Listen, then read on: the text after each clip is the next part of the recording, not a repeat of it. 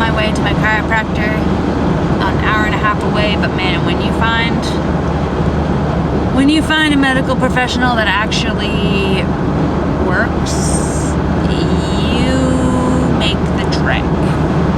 Investing in your body is worth it. I have many regrets from balking at the upfront cost of something when I knew that it's what I need to do, but I'm like, no, I just can't spend that money on myself. And then I go and try to do something cheaper and then end up wasting money and having to undo the things that I did that were cheaper when I should have just gone to where my gut was saying was the right path. So just do it. Just do it. Your body is your biggest asset. Even if it causes you a little bit of debt, I don't like debt, but if it causes you a little bit of debt, at least you will feel well enough to work your way out of that financial debt. It's way harder to work yourself out of physical debt because when you are in pain or when you are unwell, you can't do either. So there's my little plug for that. No!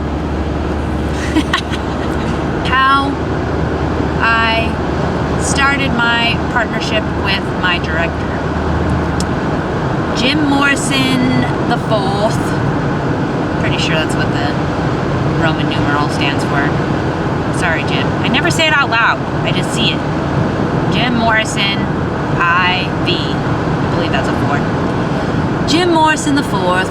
First heard of him from my acting coach, who became friends with Jim. Jim moved across the street from my acting coach, Sean Sharma, and was just on Google Maps one day looking for any type of TV and film company or studio in his neighborhood, and lo and behold, my acting coach's studio pops up right across the street from him, and he's like, what is this studio that literally is right next door?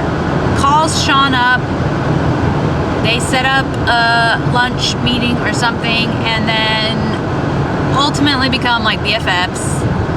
Jim is a director from Canada who has won the equivalent of an Emmy in Canada, has done some incredible work. And so I first heard of him from Sean, and Sean's like, hey, I became friends with this director and he loves my philosophy for my studio and just really wants to help support my students and the actors in our studio. So if anyone has a short film, Jim would love to just help out with it or give input on it.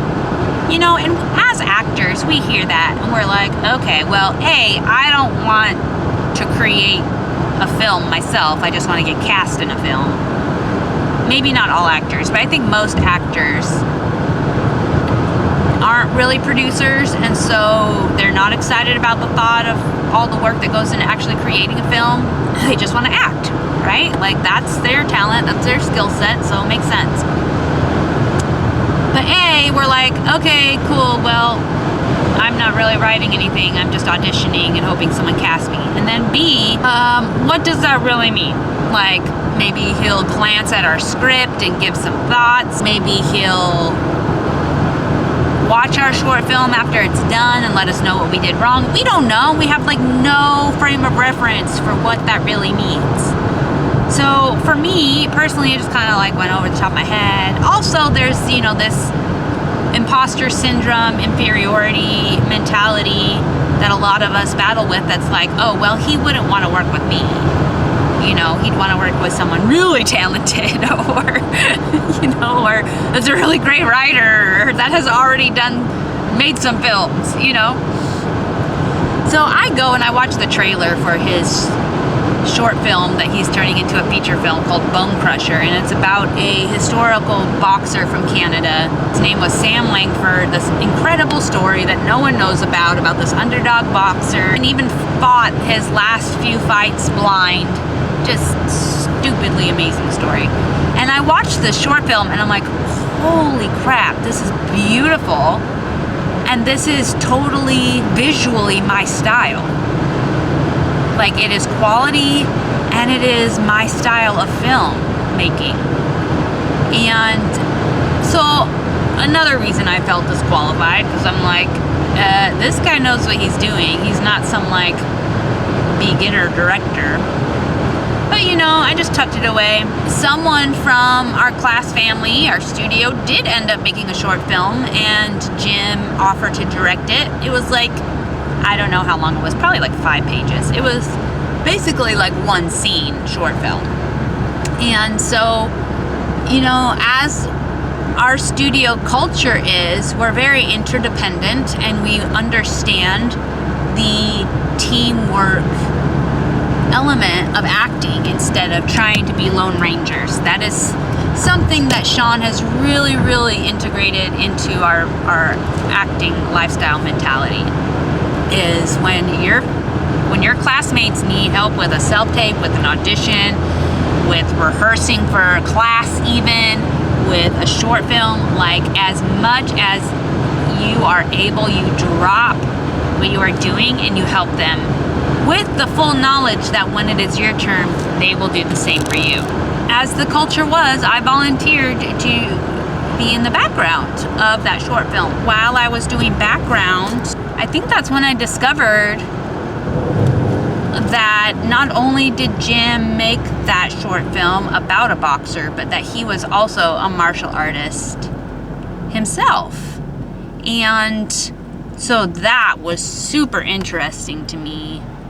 Oh, now we have some type of construction or traffic or something. That was super interesting to me that he was a martial artist. And so during a lunch, this is pretty much the extent of my bravery, is I tried to position myself near him during lunch and attempted to organically bring up that I trained martial arts, that I trained Muay Thai, and just learn about which martial arts he trained. And to be honest, I remember the conversation being a little awkward. I don't know what you remember, Jim, but I remember it. I'm just so bad at like creating conversations out of thin air. That is not my strength. My younger brother, Daniel, has that ability, and so does my mom, and I envy it. I am so awkward when I'm trying to strike up conversations, and if there's someone I really want to talk to. And so I remember it just being kind of a clunky conversation. I was trying to ask him questions, and he was politely responding, but seemed like his mind was kind of on other things, probably on the film that we were doing that day. And it wasn't a very long conversation, but I walked away being like, just proud of myself for making that effort, right? To at least open that door. He probably walked away and did not even remember the conversation or the weird blonde girl that tried to talk to him at lunch. But fast forward to my post on the Acting Studio Facebook group, where I posted the reel of my Muay Thai, and I don't know, I should ask Jim, but I don't know whether he recalled that conversation we had on set, but my guess is that, you know, in the back of your mind when you're hearing that someone does martial arts, there's always, it's kind of like the same with acting. You're kind of like, well, but how much? Like, what kind of martial arts? Like, are you talking about like a kickboxing class at the YMCA? Are you talking about like cardio kickboxing? That's really not technique. It's just flinging your fists and your legs to lose some weight. So who knows? Like, he may have just been like, oh, okay, she says that she's into martial arts, but I don't really know how seriously she is. So my assumption is that when I posted the video of me actually at the gym doing real Muay Thai technique, that maybe that finally got his attention of like, oh, she actually does martial arts. Like, she's actually into the technique of it and into the art of it, not just the martial of it. No, not just the exercise of it. I wrote the script after he said, you know, like, if you write a short film, then, you know, I'll direct it for you. I sent it to him, and I'm pretty sure we sent it back and forth a couple times, just kind of like he would give some notes of things that weren't quite right yet, or that were a little confusing, or that needed polishing. And it went back and forth, but I really don't remember too many drafts before we were like, okay, like, let's shoot this. I remember vividly sitting at a coffee shop with him when we had our first kind of production meeting about Reverberate. And true to form, I can't remember too many of the particulars of what we talked about. My memory, I'm really good at remembering like the feeling of a memory. You know, I remember that it was a sunny day and I had a good cup of coffee and I was just so grateful to be sitting with this director who also just seemed like a genuinely good guy. I remember, I can see it so clearly in my head. What we talked about, I can't remember too much. I assume that is where I told him, like, hey, I am down to do this, even though producing is not my strength. Fundraising is even more not my strength because I am not a salesperson. Anything that feels salesy or fake or asking people to give me something is so against my nature. But I'm telling him, I'm like, I'm willing to do some of that if I have a partner in that, you know, like if I have someone to help me produce. And Jim definitely did help me produce. Like, he's the one that helped me like find the locations, and he was my creative partner in this. Like, we discussed how we wanted to bring this to life. I remember that I at least brought up like, hey, if I'm going to do this and I'm going to do some of the producing, if I raise any money, some of that money is going to go to hiring someone to help me produce. Because I know that you don't have the time to do a lot of the like logistical producing, and I know that I can do some of it, but that it will drain me. And especially on the day that I'm supposed to be acting, I cannot be the one fielding those questions. And you won't be able to field those questions because you will be directing. So, that is where I kind of drew that line of like, if we do this, I'm going to get a producer. Like, that's a deal breaker for me. And then from there, I think I remember him bringing up, you know, that besides casting the actors we needed for this, that the other major casting, if you will, was of the locations. To him, the locations were essentially another character in the film and were super, super important. And he did not want to, settle for a location that didn't feel right, because, I mean, the location is the whole visual part of the story, you know. So if it feels off, and I didn't understand this until he explained it to me, but if the frame around the character feels off and doesn't feel real, it's gonna like ruin the tone of the whole film, essentially, is what I kind of took from it.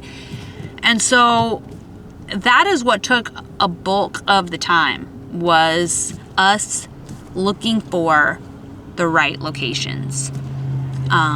I will talk about that in another look back, because that was a whole process in itself of us researching locations and scouting locations and that whole thing. But I do remember that was a piece that he brought up in our first meeting at that coffee shop in Mar Vista, California, which is kind of south of Hollywood, for those of you who aren't familiar with Los Angeles. But yeah, so we had that meeting. I gave my deal breaker of needing a producer, and he gave his deal breaker. I'm sure he said other things too, but I remember his deal breaker was like, we are getting good locations. We're not skimping on the locations. We're not gonna try to like edit stuff in afterwards. And that's how our partnership began. He helped me finish up the details on the script. We had that meeting, and then as I started to step out and research locations for us to go scout, we also set up the first table read for Reverberate. We did it online because this was around, oh my gosh, that's a beautiful fastback Mustang, 65 red fastback Mustang. Oh, that's pretty. That's a pretty car. Whew. We did the table read on Zoom because it was, I think it was around 2020, 2021, and so obviously things were still pretty like iffy about COVID. And so I think I might reach out to the actors who helped me with that table read and who played some of the roles and see if they would be okay if I posted that here for you guys. Would you be interested in seeing the first table read for Reverberate? That would be fun. Show you guys kind of where it started.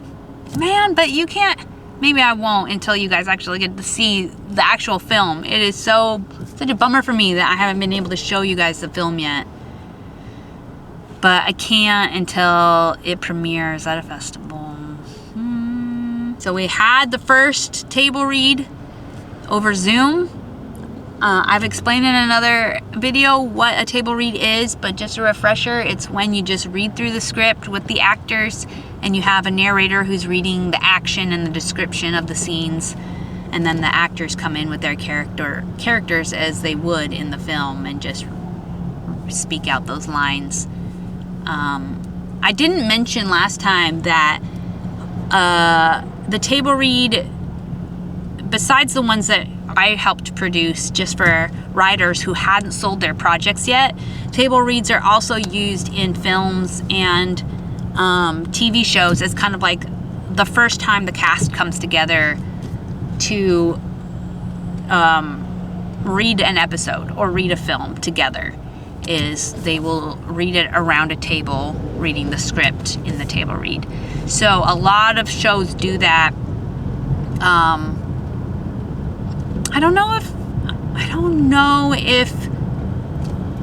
I know that sitcoms do it, you know, it's kind of like their regular routine. I'm not sure if other shows, if single cam shows do it. I know a lot of my actor friends who get cast for small roles on these shows, it seems like they just get the script and then they just show up on the day for like an hour or two to read their couple lines in the scene and then leave. I don't think that they go to a table read with the whole cast to read through the whole episode. There's a story of how my partnership with Jim started, how it took me stepping out of my comfort zone and, you know, honestly not thinking that he would want to work with me at first, but at least forcing myself to have a conversation with him that he probably doesn't even remember, and then, you know, continuing to kind of put things out there to get his attention of like, hey, I have put in a lot of work into my martial arts and I put in a lot of work into my acting, believing in myself enough to put that out there to someone that I respected and who I knew was already established. And then the door finally opening and him finally seeing me as someone who was a hard worker and talented, and ultimately that follows through on things, because there are also a lot of actors that like will start things, creatives in general, creatives that love the creativity part of it, but when it gets into the difficult nuts and bolts, they lose interest or they just don't know, they haven't practiced the discipline of following through. And so I assumed that he, as we started to work together, he saw that I was someone who, even if there was some uncomfortable things that I had to do, I followed through on them. And I didn't only do the things that were super fun all the time, which is very important in this industry, is doing what you say you will do and actually showing up when you say you're going to show up and doing what you say you're going to do. That is what builds rapport, that is what builds respect, and that is what ultimately builds the community that you know that you can depend on and that knows they can depend on you when push comes to shove. So, in my next look back, I will talk about, what will I talk about? I will talk about how Jim and I started to look for locations to shoot Reverberate. elaborate and why that was so important to him and why that was kind of a tricky process.